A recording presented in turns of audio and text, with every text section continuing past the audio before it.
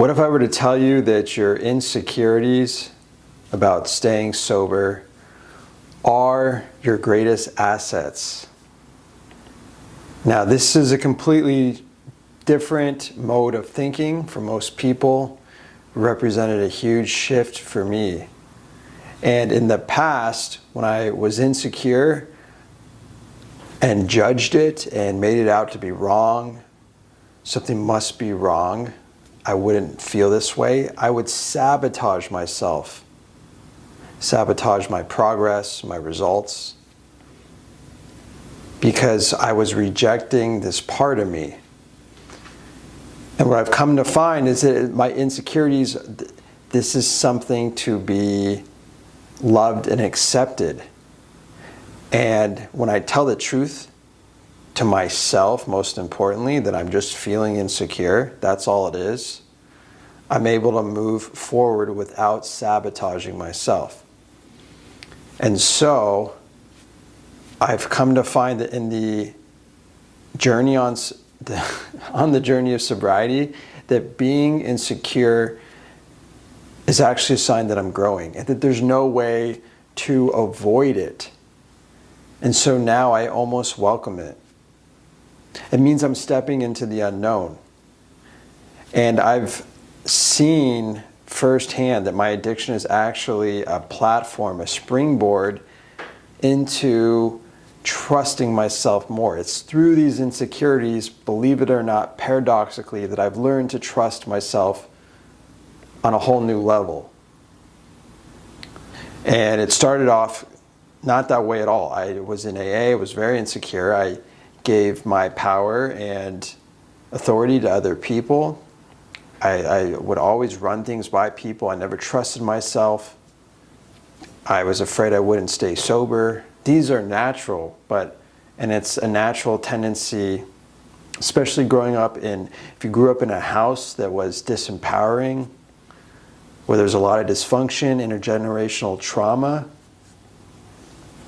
and substance addiction, we learn to be helpless, to not trust ourselves. And so I did that. It's like AA was coming back home. It felt very familiar. Even though it was uncomfortable, I didn't resonate with a lot of what it was saying. It felt natural to look to other people for a sense of safety, for a sense of who I was, my identity, to help me navigate my life. And so when I really started to lean into this uncertainty and this insecurity, things began to change. One of the biggest things I didn't run this by anybody. I made the decision myself, was to go on an ayahuasca retreat. And I'd been on the fence about it for a long time because I thought, oh God, what will people think? Will I be judged and ridiculed and rejected? Will people say I'm not sober? I cared a lot about what other people thought. And I was also afraid that if I went, it might lead me down a slippery slope and I would eventually relapse. Because after all, this was a big no-no. This was a psychedelic drug. But I was coming from it from a place of sincerity. I'm going there to heal. And so I made the decision for myself. And I went into the unknown, and I did feel insecure. But the amazing thing happened before, during, and after this all took place. A whole new reality opened up for me. Not only was this experience expansive and healing, I didn't relapse. It wasn't an issue at all. But I found out people were not judgmental at all. They were open to it. People in recovery, people in AA, I was afraid of being judged by. And then I found there was a whole group of people who were incorporating psychedelic drugs into their recoveries.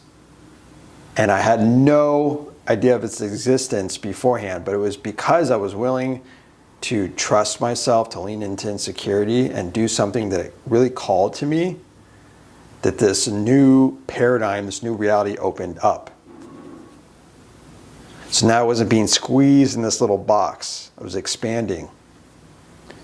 And then from there, I quit my job. And again, the same old insecurity came up. Oh shit, I'm going to be at home alone with a lot of time on my hands. but I felt called to do it, and yet I was afraid. What is that saying? The devil's idle hands are the devil's workshop. And would that lead to a relapse? And I did go through a period of insecurity and being tested. But then I found, no, I have the strength and the resilience to do this, and so do you. So I find that insecurity is not only telling you you're moving toward it, you're moving toward growth. There's no way around it. So I see it as a blessing. And finally, I faced my insecurity of needing to go to AA meetings for the rest of my life, and I stopped going. And again, more trust arose inside me. And so I've been trusting myself more and more on a deeper level, and you can do the same by facing the insecurities in your recovery, not seeing them as a roadblock, but seeing them as a gift. And you don't have to be living in fear for the rest of your life. It can be a period, it can be over and done with. So trust yourself and see what happens. I'll leave it at that. I hope you found that helpful. Hit that like button, subscribe for more content. This will help my channel grow. And have a beautiful evening. Namaste.